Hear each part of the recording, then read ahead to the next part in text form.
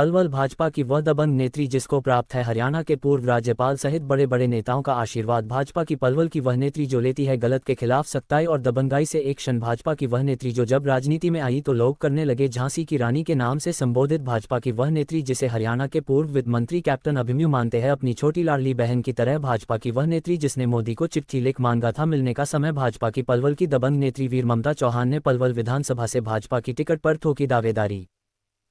और बहुत बहुत अभिनंदन करती हूँ निकुंज जी।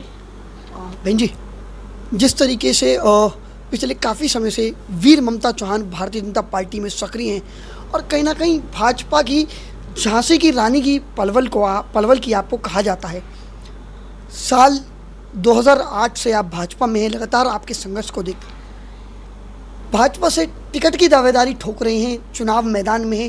क्या योजनाएं पलवल के विकास के लेकर की? आपने सही कहा। जब मैं पार्टी में 2008 में आई थी पढ़ाई करने के बाद, मुझे भारतीय जनता पार्टी और देश से बहुत प्यार है। हमेशा मैंने सोचा है कि देश के लिए कुछ ऐसा कर जाएं कि आने वाले समय में महिलाएं आगे बढ़ें। और रही बात मेरे संघर्ष की, तो मैं आपको बता दूं, पार्टी ने मुझे मेरे खूब मान सम्मान मुझे दिया है। एक ज़मीन से उठा के कार्यकर्ता को प्रदेश कार्यकारिणी में सदस्य को बनाना मैं बहुत बड़ी बात मानती हूँ। आज पलवल में जितने भी प्रदेश कार्यकारिणी के सदस्य हैं, या तो वो पूर्व विधायक हैं, हरेंद्र पाल जी हैं, HPSC के चेयरमैन मेंबर रहे थे पहले, वो थे। सुभाष चौधरी जी हैं, पूर्व विधायक थे। मैं एक छोटी सी कार्यकर्ता को मुझे वहाँ से लेकर प्रदेश कार्यकारिणी में पार्टी ने पहुँचा दिया। मैं इसलिए पार्टी का बहुत बहुत अभिनंदन करती हूँ। बहन जी, बात की जाए अभी हाल ही में कल पूर्व मंत्री करण सिंह दलाल ने भाजपा को लेकर एक बहुत बड़ा बयान दिया। उनका कहना है कि आने वाले समय में जल्दी भाजपा के बूथ के कार्यकर्ता और पन्ना प्रमुख कांग्रेस में शामिल होंगे। और लगातार देखा भी जा रहा है कि कहीं ना कहीं भाजपा के जो कार्यकर्ता हैं भारी संख्या में निराश होकर कांग्रेस ज्वाइन कर रहे हैं। क्या कहेंगे आप? पहली बात तो मैं आपको ये क्लियर कर दूं, जो भाजपा का कार्यकर्ता होगा, जो भाजपा की विचारधारा से जुड़ेगा और जो उसके विचार से आगे बढ़कर संस्कार को देखेगा, जो भाजपा का कार्यकर्ता है वो देश से बहुत प्यार करता है, उसका सम्मान करता है, माँ भारती से प्यार करता है, वो कभी पार्टी नहीं छोड़ सकता। जो पार्टी छोड़ते हैं वो भाजपा के ही नहीं थे। आप कहते हो करण सिंह दलाल की, तो मैं दलाल जी से पूछना चाहती हूँ, आज तक आपकी टीम कहाँ थी?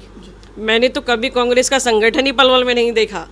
वन पार्टी रही है करण सिंह दलाल, ना तो कभी उनका अध्यक्ष था, ना उनके कभी महामंत्री थे, ना कभी उपाध्यक्ष थे। तो एक ही बंदे ने राजनीति की थी पलवल में, तो कांग्रेस का संगठन कहाँ था? रही बात हमारे पार्टी के कार्यकर्ताओं की, हमारे पार्टी का कार्यकर्ता एक भी पार्टी छोड़ के नहीं जा सकता जो भाजपा का होगा।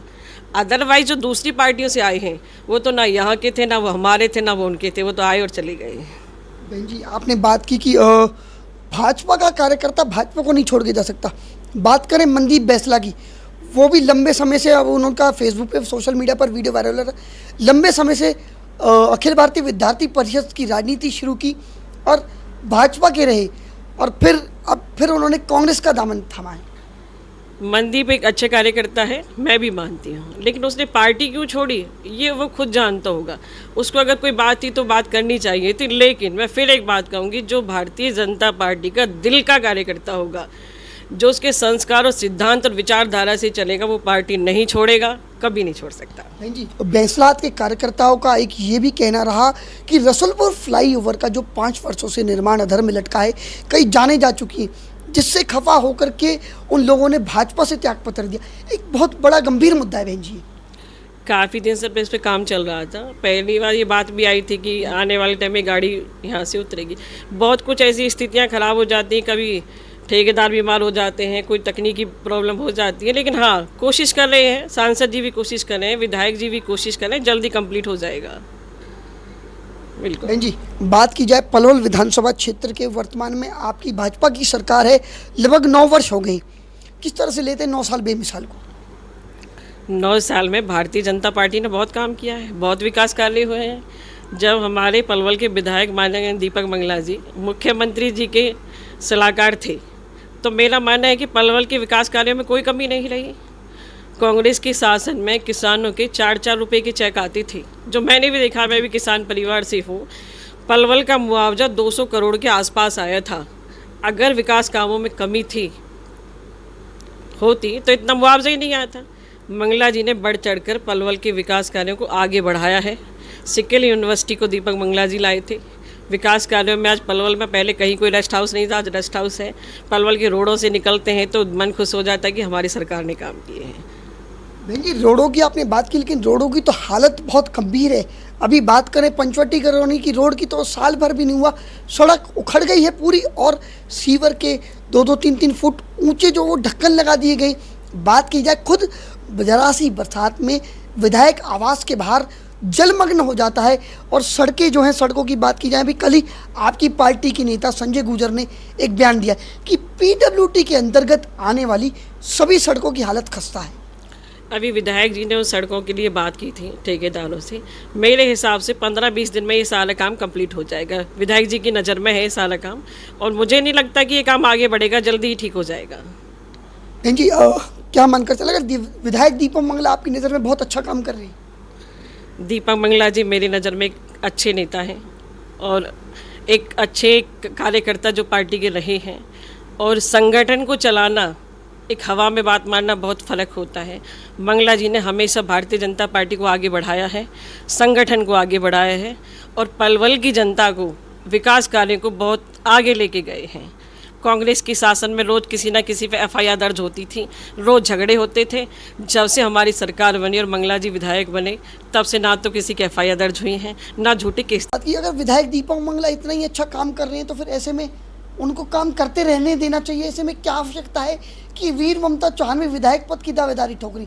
जब कोई व्यक्ति अच्छा काम कर रहा है, तो फिर आपको क्या ज़रूरत आन पड़ी कि उनको हटाकर आप स्वयं चाह रही कि मैं विधायक बन जाऊं? मैंने कभी नहीं कहा कि मैं मंगला जी को हटाना चाहती हूँ। मेरे बड़े भाई हैं, मैं अपने भाइयों से बहुत प्रेम करती हूँ, और मंगला जी से मुझे भी बहुत लगाव है। एक छोटी बहन की तरह उन्होंने मुझे हमेशा आगे बढ़ाया है। लेकिन कभी कभी महिलाओं को भी मौका मिलना चाहिए। पलवल से हमेशा पुरुषों ने चुनाव लड़ा है, तो अब की बार मैं भी दावेदारी ठोकती हूँ कि मुझे भी चुनाव लड़ना है। तो मैं भी मंगला जी से और भारतीय जनता पार्टी से कहना चाहूँगी, एक बार मौका मुझे भी दिया जाए। महिला होने के नाते कुछ हटके जरूर करके दिखा सकती हूँ अपने क्षेत्र को। नहीं जी, जिस तरीके से अभी 33% आरक्षण महिलाओं को दिया गया है, क्या कहेंगे इस कानून को लेकर के? इस कानून को लेकर पहले तो प्रधानमंत्री जी का धन्यवाद करती हूँ।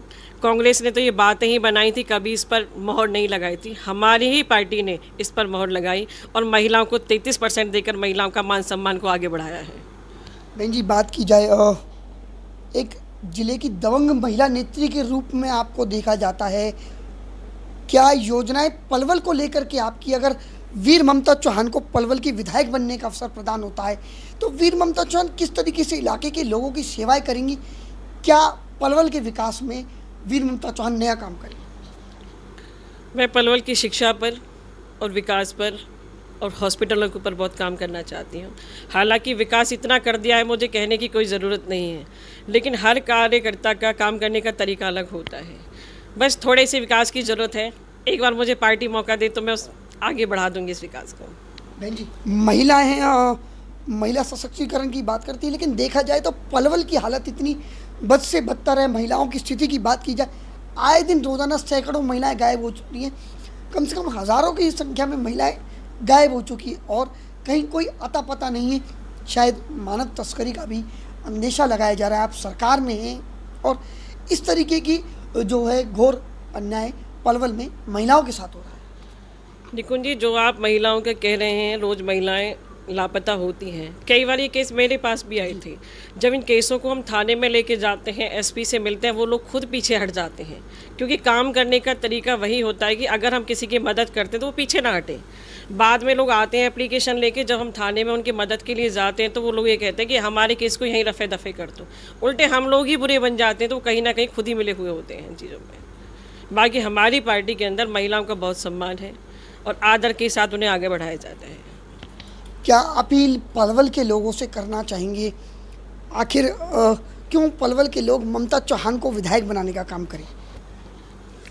मैं पलवल की जनता से अपील करती हूँ, हर बार पुरुषों को विधायक बना के देखा है आप लोगों ने, हमेशा बदलते रहना चाहिए। तो एक बार मुझे काम करने का मौका ज़रूर दीजिए। मैं चाहती हूँ कि मैं आप लोगों के लिए कुछ करके ऐसा जाऊँ कि जब मेरी अर्थी उठे तो आप लोग मुझे याद रखें। चलिए, ये थी भाजपा की दबंग महिला नेत्री वीर ममता चौहान। बहुत बड़ी बात पलवल के लोगों से उन्होंने कह दी है। शायद कोई कह भी नहीं सकता कि मैं जब जाऊं तो कुछ ऐसा करके जाऊं कि लोग याद करें कि किसी ने आप लोगों के लिए काम किया था। धन्यवाद। दिवाली अपने घर की छत को बनाए फुल वाटरप्रूफ, वो भी 100% गारंटी के साथ। जी हां, अब वाटरप्रूफिंग की सुविधा आपके अपने पलवल में भी छत को वाटरप्रूफ है बनवाना तो यश वाटरप्रूफिंग वालों से ही काम कराना। विश वाटरप्रूफिंग, एक बार सेवा का मौका अवश्य दें। पता गांव चांदहट चौराहा, अमर वाटिका के सामने, तहसील व जिला पलवल। Contact number 7015293782 981121121169।